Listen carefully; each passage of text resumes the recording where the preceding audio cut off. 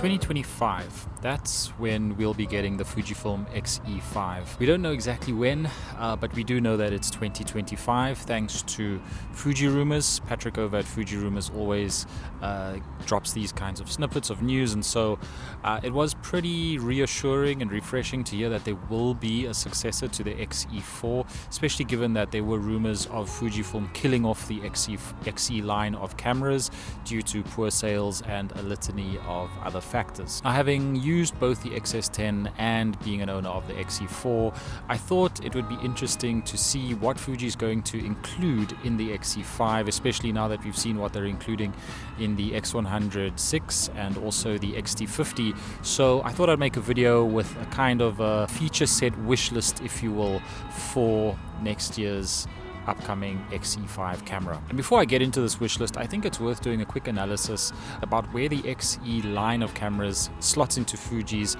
wider lineup. The way I see the X-E line, X-E1, 2, 3 and 4, is that they've always been purely photography focused cameras, and if you look at the feature set compared to other camera bodies, it definitely comes across that way. I don't think that's going to change with the arrival of the X-E5, and if you want more video focused features, or if you want a more video focused camera, then you're much better served checking out the XS20 or the XH2. But as far as being a compact photography focused camera goes, I would love if they retained the kind of form factor of the X-E4. I think it would be so nice to just keep this as it is, because it's just such a beautiful camera to look at and a great camera to carry around with you. And I definitely hope that they don't go down the route of what they did with the X-T50, adding that film sim dial, which, while that might have been a well-intentioned move by their product developers, I think the existing user base definitely didn't take that feature all that well. Basically, it all goes back to that old saying of if it ain't broke, don't fix it. And I really, really hope that Fujifilm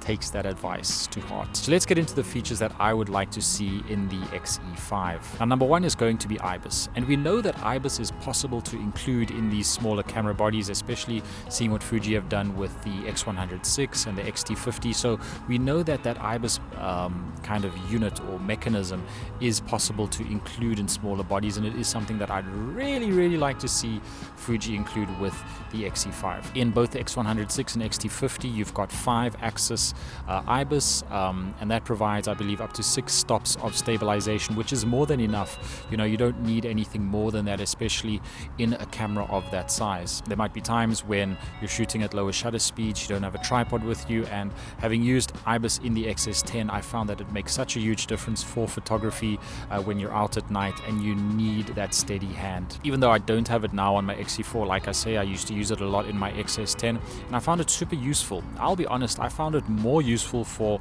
photography than for video, because essentially what IBIS allows you to do is it allows you to shoot with slower lenses but still get really crisp results, especially when the light dips and you need to let that shutter drag a little bit. The second thing that I'd like to see is slightly improved video specs, and I know that's a very broad kind of statement, but I'm going to talk about a few things in terms of video that I'd like to see the X-E5 have. So the X-E4 already does 4K 30, and for me, again, like I say, this line of cameras, they're not video focused. They never have been, and I don't think they should be. So if we're talking about video, if there's only a minor spec bump, I would like to see the 4K frame rate increase up to 4K 60. Other than that, I'm not sure there's too much I want to see changed in terms of video. Both the X100VI and the X-T50 now do 6.2K, but they don't do open gate. They only do 6.2K at 16:9, and I think it's worth remembering that 6.2K does not equate to open gate. Open gate is the 3:2 aspect ratio that uses the full sensor readout and provides you 6.2K resolution.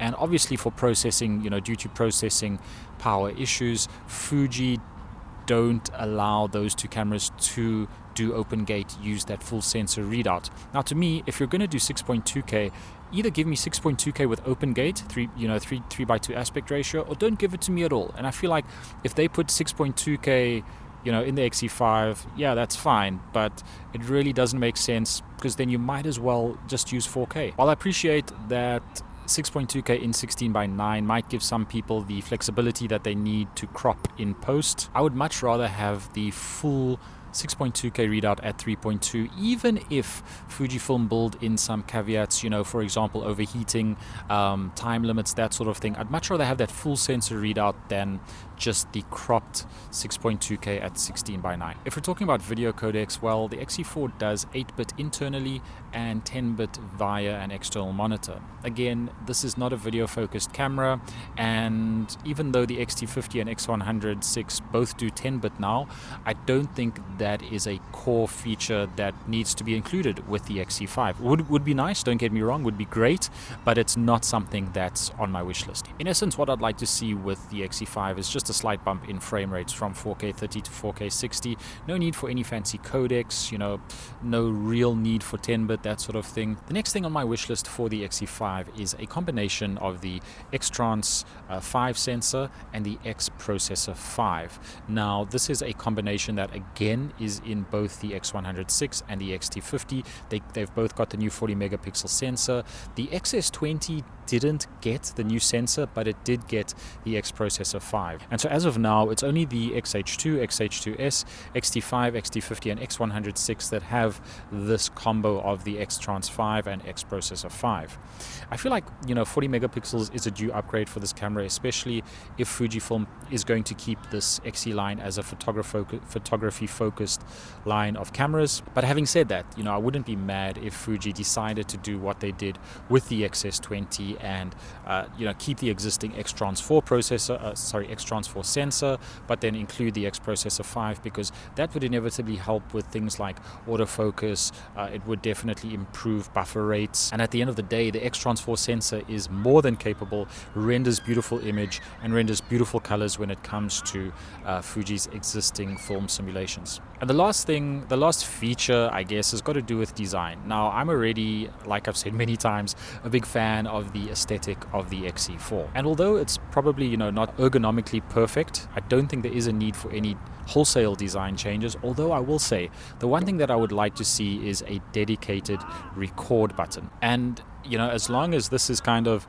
discreetly implemented into the camera, perhaps on the back on the back pad, kind of on the top next to, let's say, the AEL, AFL button, I think it could be a really welcome addition, as long as it doesn't spoil the minimalist aesthetic of this camera. If you want to shoot video with this camera, it can be a bit of a convoluted process, because you have to go into drive modes, and then you have to change the mode from still to video, and only then you have to scroll down all the way. Essentially, you have to find it. It's not as easy as shooting video with an XS10 or an XS20, and just a single small red button on the back of this camera would go a long way in making this a great B camera, or useful for just vlogging and lifestyle video capture. Ultimately, look, this is a camera, the X-E5. When it does come out, I would like to see it, blend certain elements of Fuji's best photography features, without losing its original kind of ethos. And to be brutally honest, I think this is where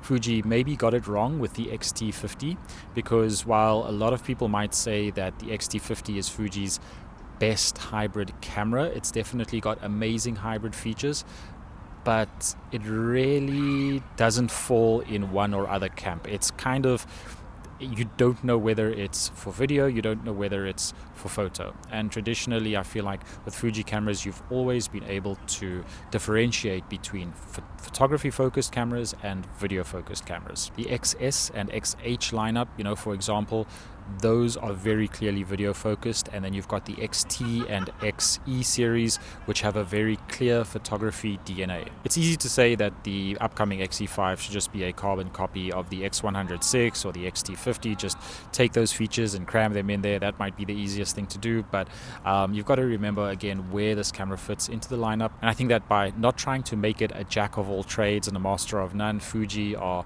definitely going to attract more people and and not alienate that existing user base, that is probably the best route to go, I would say, in terms of product development. But then again, what do I know? I'm just a struggling YouTuber who shoots very mid pictures for fun. So thank you very much for listening to my rant about the X-E5 and the wish list and the features that I'd like to see. If you enjoyed this video, then please remember to hit like and subscribe. If you want to see more pictures that I've shot with the X-E4, you can click over here. Thank you very much for watching, and I'll see you in the next one.